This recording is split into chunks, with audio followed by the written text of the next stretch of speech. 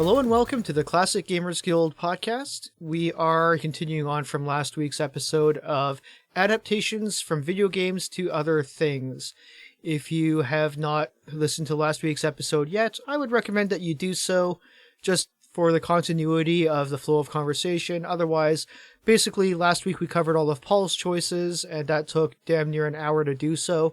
And so we decided that we're going to cover mine in a separate episode, which is right now. And as I look at my list, I realize that, man, I really hope I can cover half an hour with my topics. So we'll see how that goes. This might be a shorter episode than usual.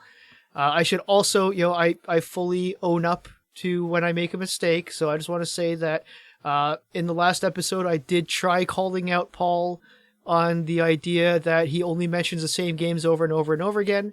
And then I looked at my list and realized that I just did exactly the same thing. So this week you're not going to hear me talk about games except for one that I've not talked about extensively before. So ultimately, if you really need a break from the show, now is the time to do that. Because I'm offering no new insights. No, I've actually had a bit of a sneak peek as to what Rick's going to talk about, and a lot of it's really good. So you guys stick in there, mates. This is some good stuff. It was much better than the rubbish I was talking about last week. But I am kind of, like I said, this is a very small list, so I am kind of really heavily counting on you to do your little, when you don't, latch onto something and don't stop talking about it. I'm going to need that a little bit this time, just to carry me across the half-hour mark at least.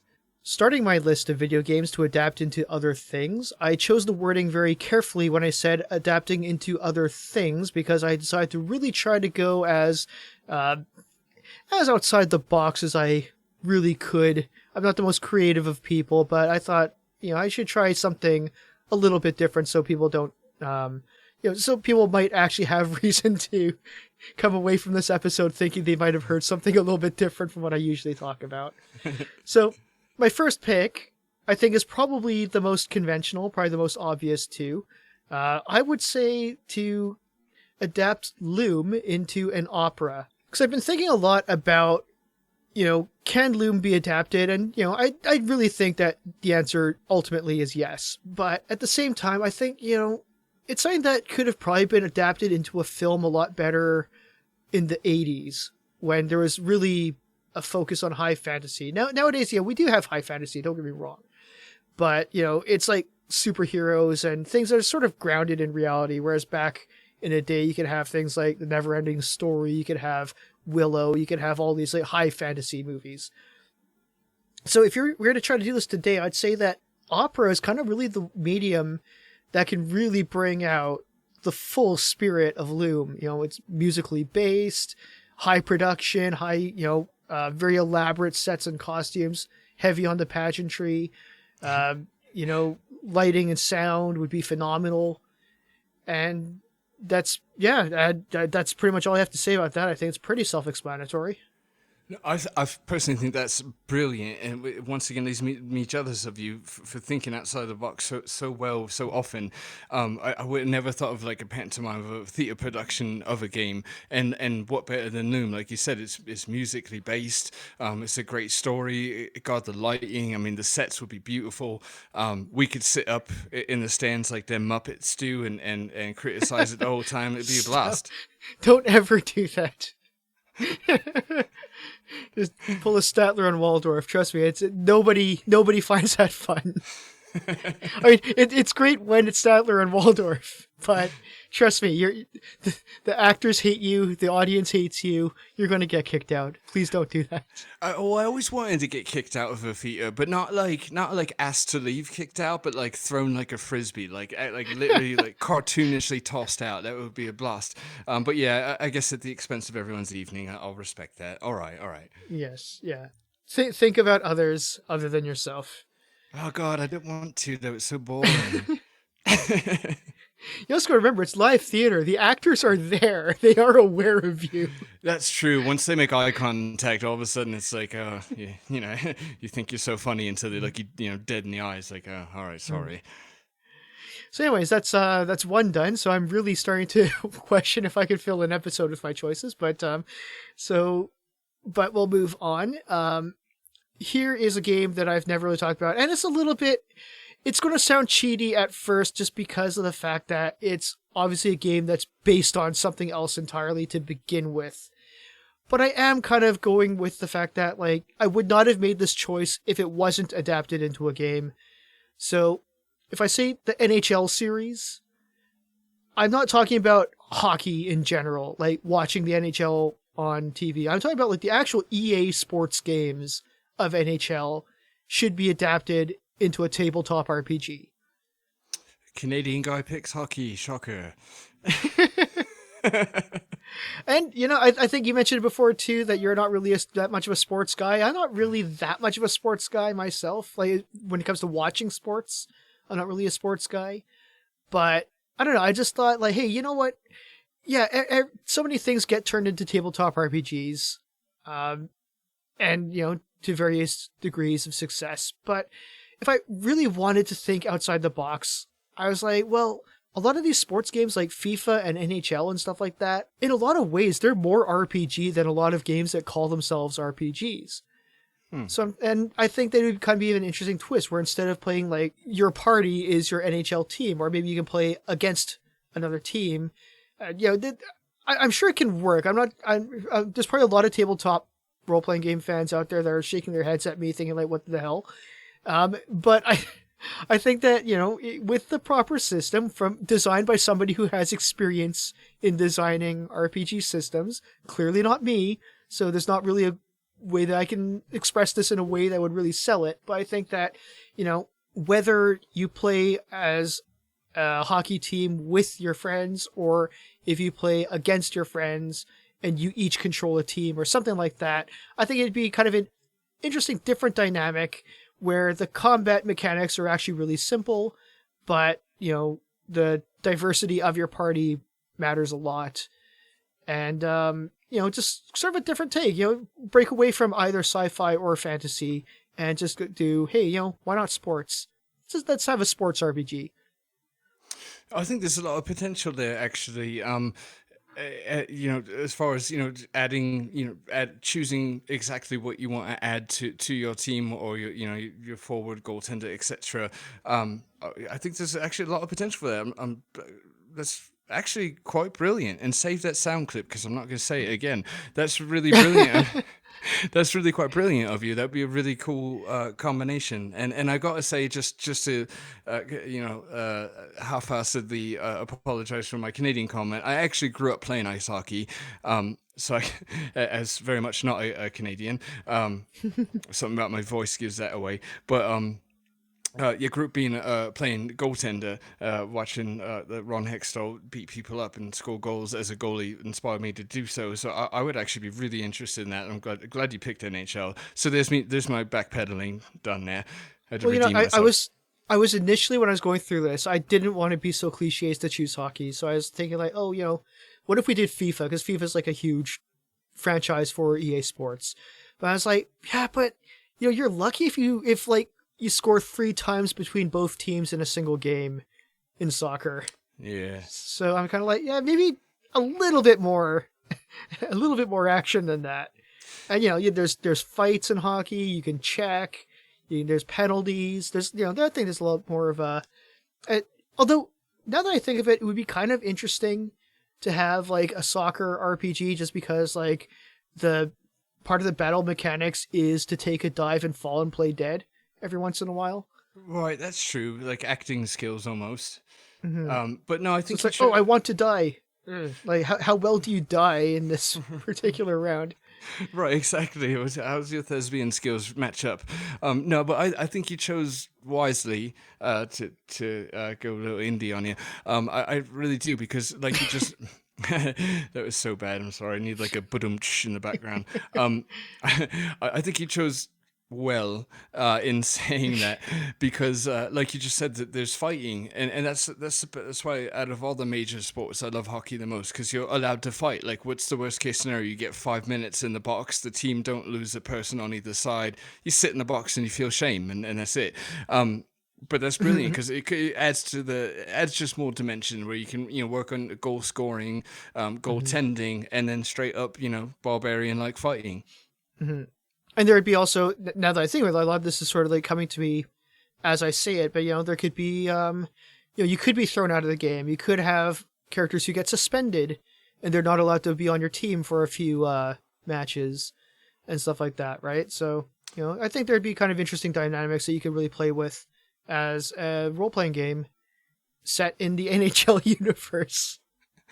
Right now, that would be awesome. We'd probably need like a different acronym for copyrights. Like, oh wait, we're not making it. Somebody else will buy the rights. Yeah, no, exactly, no, right? Scratch it. Yeah. Let them deal with that. I actually go to the thrift stores a lot, and I see like NHL board games all the time. Or I don't know what they exactly are. They're not really emulated. I think they're more trivia or something like that. But there's NHL's plastered on everything. They'll give their name to anything that can make them a buck. Right, yeah. It's like Monopoly with goal sticks instead of thimble, not thimbleweeds. That's a game. No. That I promised I wouldn't mention this episode. What's this? I swear I got two devils on my shoulder. What's the name of that? A thimble you put on your finger? Thimble. A thimble. Oh, that's it. All right. Yeah. Trying to glamorize it. You actually had it when you actually had it correct when you were trying to think of what to say. You just said thimble, and then that was it. That's all you needed. It's the story of my life. I keep talking and fuck it all up. So here we go. So moving on, and again, I kept trying to think of how I could really mess around with this topic, but as again, time and time again, I always mention Hero U. You know what? Next episode that we do together, Paul, we're going to have an episode about games we've never talked about on the show before. Good idea. That's a promise. Right. Yeah. And that'll be like the topic. Let's talk about games that we have not mentioned on the show before, at least not to any significant degree. But anyways, Hero U, as most of you should know by now, if you've listened to very many of our previous episodes, I'm a big fan. I really like it. I think it's awesome. It kind of takes that point-and-click adventure game with heavy RPG elements and throws in a Jones in the Fast Lane kind of mechanic to it all.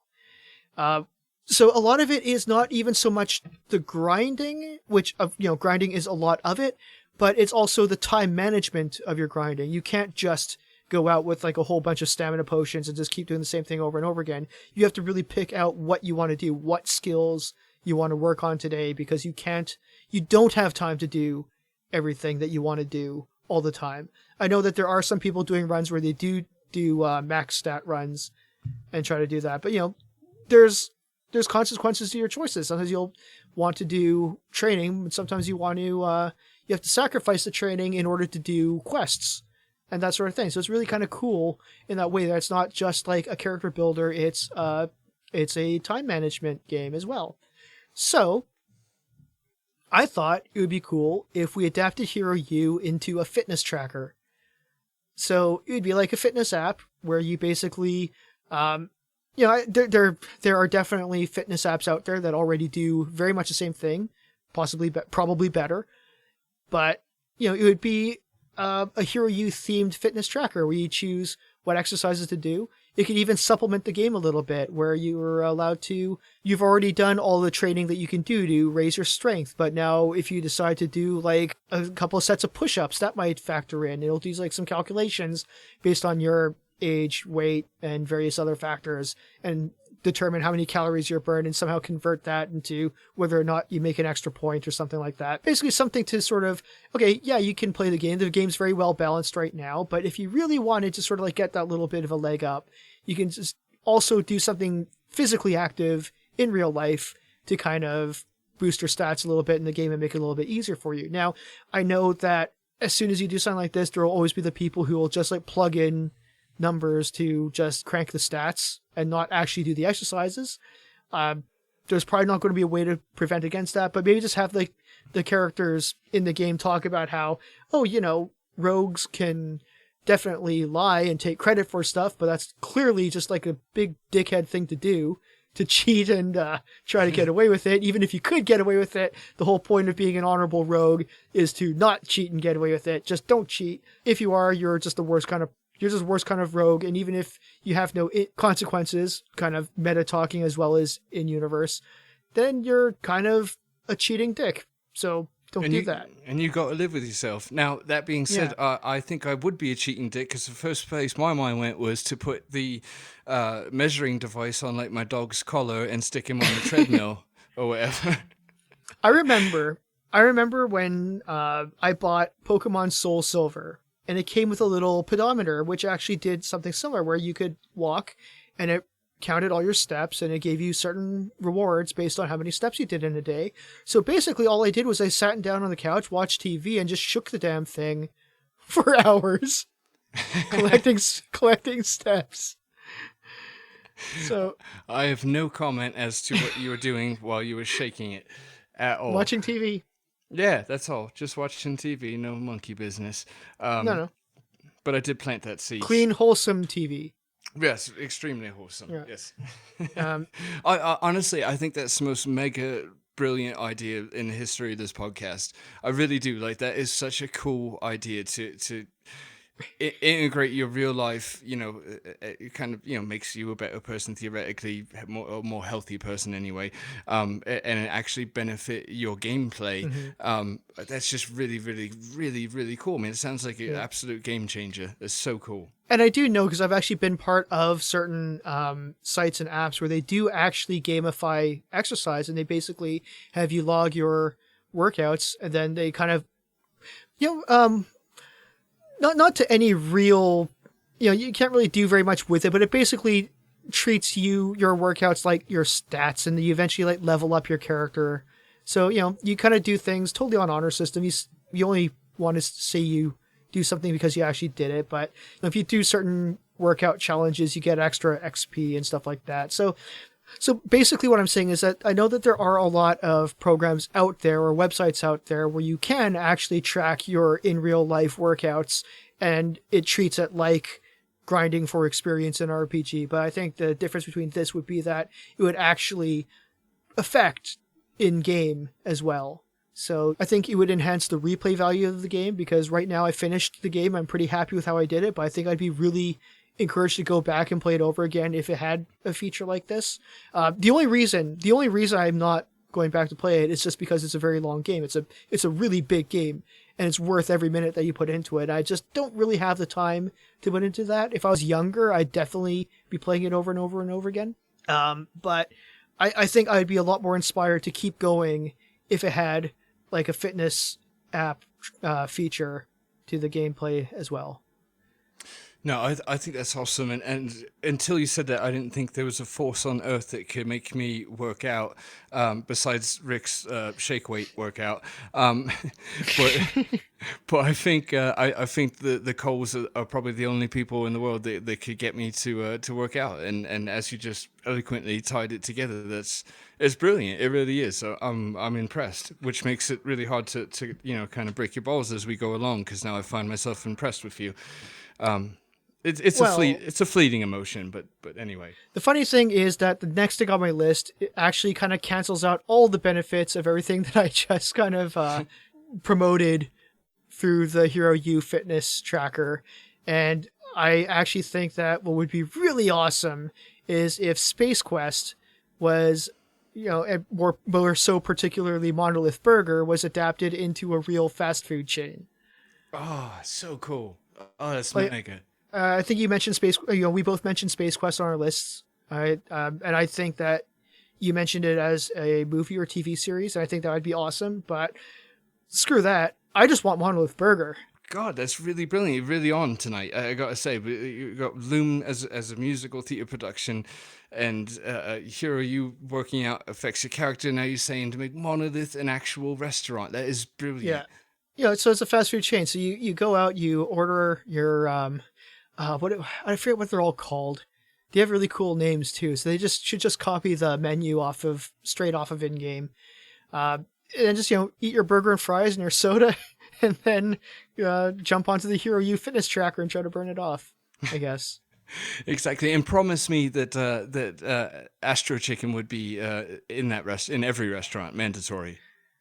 As an arcade cabinet and a burger, I am sure that the Astro Chicken will be featured very prominently. Oh, I'm in. I'm sold. And that's all right, like you said, it cancels it out, but at the same time, it's like, now we can just maintain, we can get shredded, but we're not going to go the opposite direction either, so that's fine. It's all about balance, really. Mm-hmm. So I'm just saying, I mean, like, Activision is sitting on a lot of these franchises and licenses, and they're not really doing anything with it. I'm just saying, hey, I think a lot of people would kind of forgive you for that if you just start doing little things. I think that there's money to be made in the fast food industry. And maybe Activision, maybe you want to make a monolith burger chain, because that would be in everybody's interests. And that's not true. They're not doing anything with them. They're actually suing beloved figures from our past. Oh, yeah, right. I guess there is that. Sorry. I stand corrected. But yeah, so, I mean, there's not much more I can really say about that, except that, damn it, I just made myself really hungry now. Yeah, you made me want fast food as well. Like I've got a weird affinity for them fish sandwiches at McDonald's. I like them because when you eat them, you can taste the Fukushima radiation in them now. Just adds a little spice. Yeah, I actually like the fish burgers at McDonald's just because like I hadn't had them since I was like in elementary school. Like I'm talking like grade 3 or 4 or something like that. I had them much, much later. Like I was probably in my early 30s or something when I had them again. Because normally I go to McDonald's because I want a McDonald's burger or a Big Mac. There's no other reason. Or the fries, right? Yeah. There's a difference between wanting a hamburger and wanting a McDonald's burger or a Big Mac.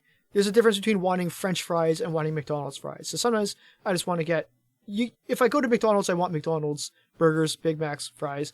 But then I decided, hey, you know what? This being a time when I had McDonald's like almost every day because it was like right next to the store that I worked at. I was like, you know what? I'm getting a little bit tired about that stuff, but this really is my only food option. So I'm going to try getting a fish burger. And I don't know if it was always like this. I don't know if it's like been like this since. I imagine McDonald's doesn't really shake up the recipes too much very often or anything like that. But it was basically a very low rent dollar store version of this. Don't get me wrong, but it was basically like fish and chips in a bun. I so am offended at that statement. No, I felt like I had to say that it was, but no, I actually like it better than fish and chips because, like you said, it's just it's just there's something delightful about how horrible it is, and in a good way. In a good way, and like I said, it is not like just ordering fish and chips and then putting it into a bun, but it was kind of on the same, like, on a very low level of that field. It was kind of like fish that was battered and deep fried and crispy and now into a bun. And with tartar sauce. It's sort of like, this is kind of like eating a fish and chip sandwich. Yeah, they're like, hey, do you like fish and chips? Yeah, we do. They're like, well, how about the ability to cram it in your mouth doing 80 on the freeway? Sign me up. I'm all in, mate. Right? Yeah.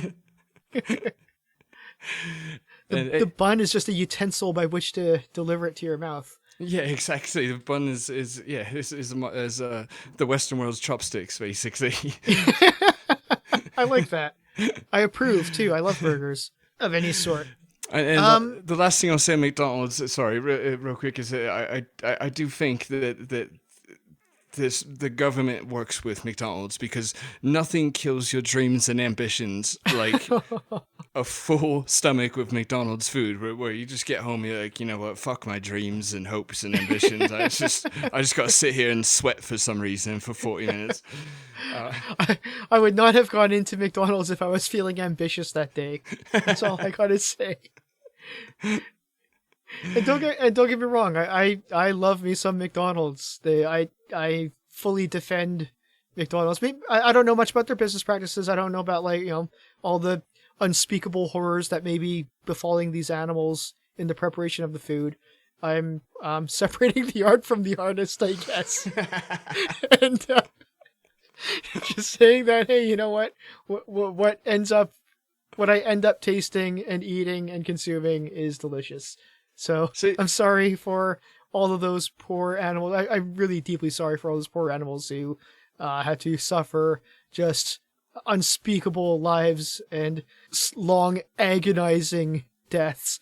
But It's delicious. So what you're saying is, even though he was a horrible person, Charles Manson made decent music. Did he make music? I did not know that.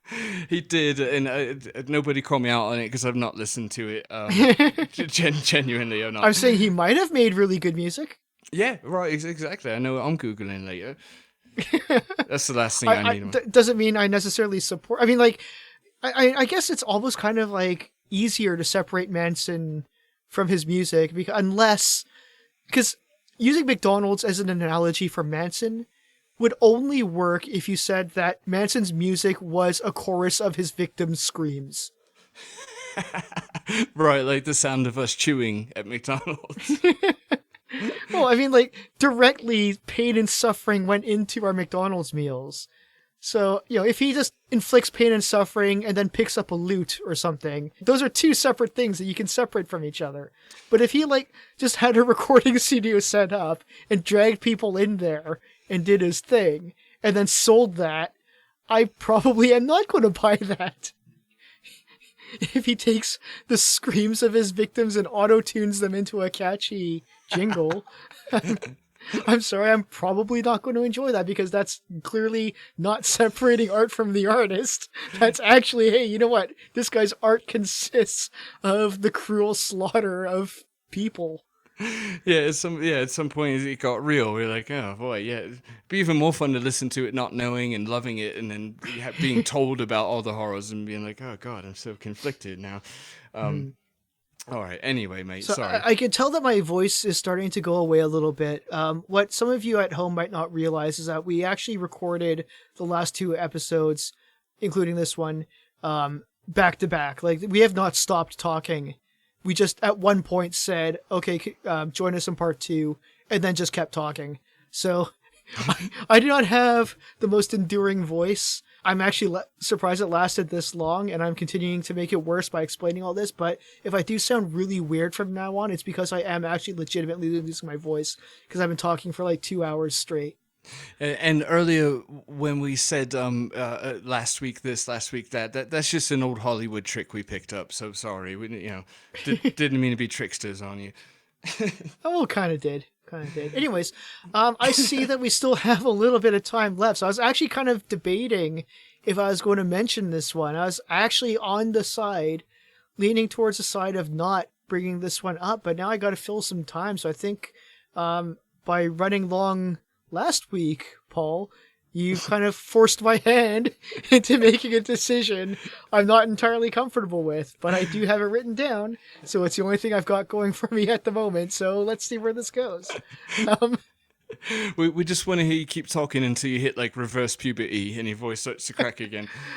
Oh, it never gets that high. It's just going to fade slowly.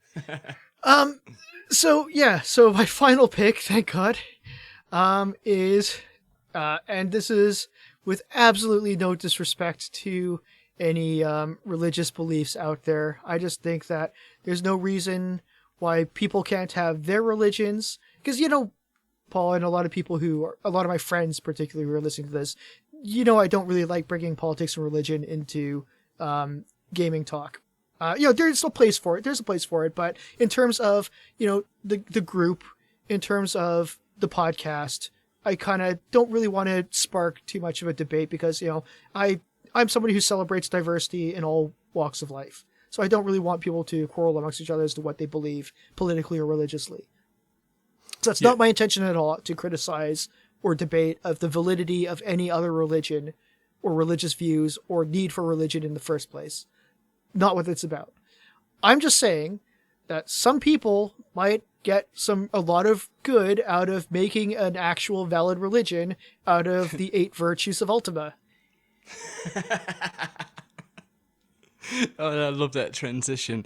No, no, you're absolutely right. It is, kind of walking a line, but we're just having fun. It's fun to pretend, and that's all we're doing. I think this should actually be a religion. I think that people should actually just be like, hey, the 8 virtues, they're great. It does, I'm not saying that they have to believe in something new that's like, oh, hey, by the way, there's an underground dwelling tentacle beast that we should all start praying to. I just say, hey, you know what? There's some good features to a lot of the virtues that Ultima has kind of constructed and deconstructed and explored in many ways. And there are Ultima games that kind of look at a more critical eye of the 8 virtues, or they even introduce another religion, the Fellowship, and kind of use that as sort of like, it's hard to really describe without going too far into it, but they take that as sort of like a deconstruction of religion versus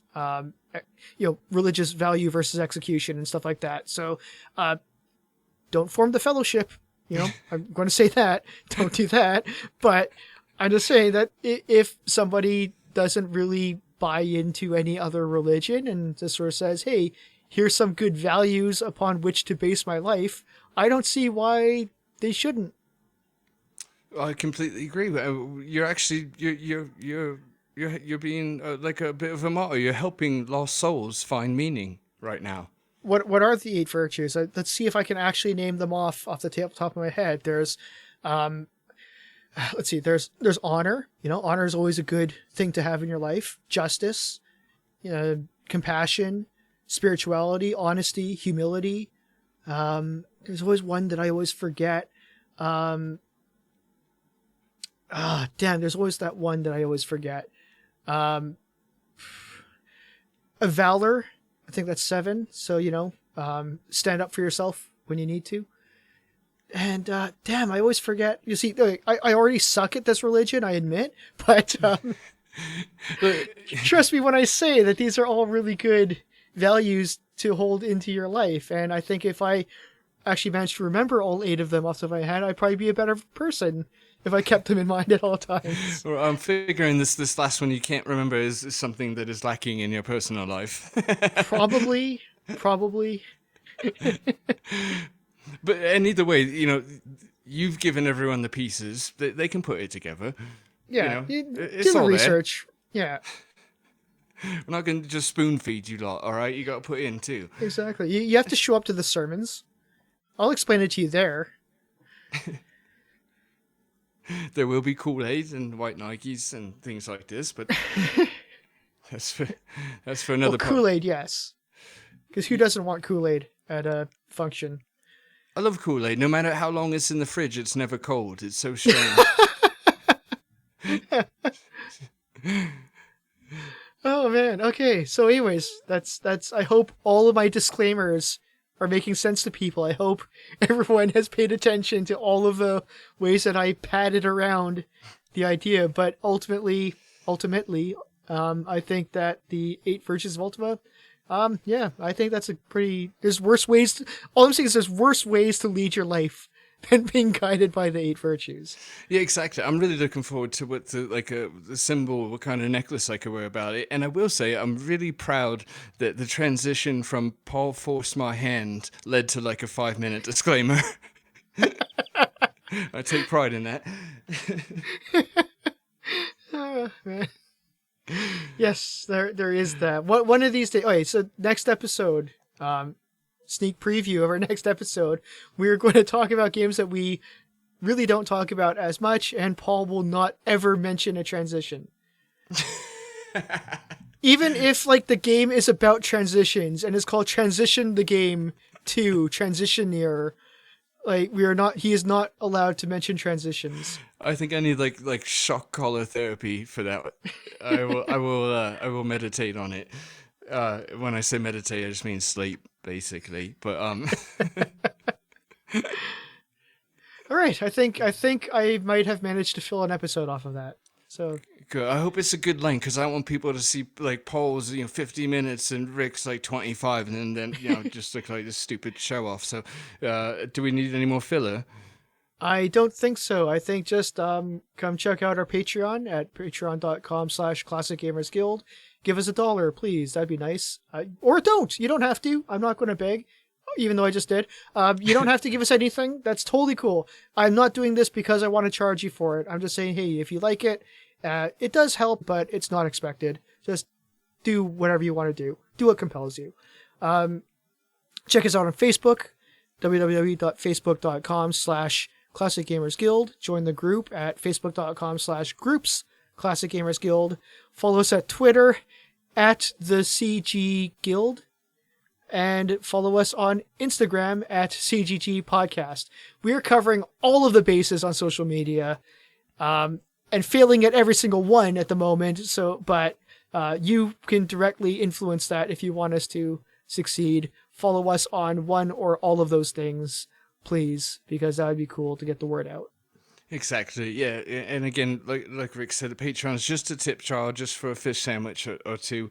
That's all, nothing more. And one last note, I did want to add that I keep forgetting to say, there's as you've noticed, there's a new intro by my project, The Volume Remote, and that's actually, if you do like it, in the next few weeks it will be released as a ringtone, and then in the more distant future it's going to be an entire track. But for now, if you do like it, it'll be released as a ringtone, only on iTunes, unfortunately. It's the only site that my publisher does ringtones with, but if you like it, you could check it out there, or just ask for it on the Facebook group and I'll send you an MP3. All right, well, that's about it for me. I think that's about it for us. Is there anything else you'd like to say before you close it out, Paul? Unless it's in the name of Ultima, don't do murder. Awesome. Cheers.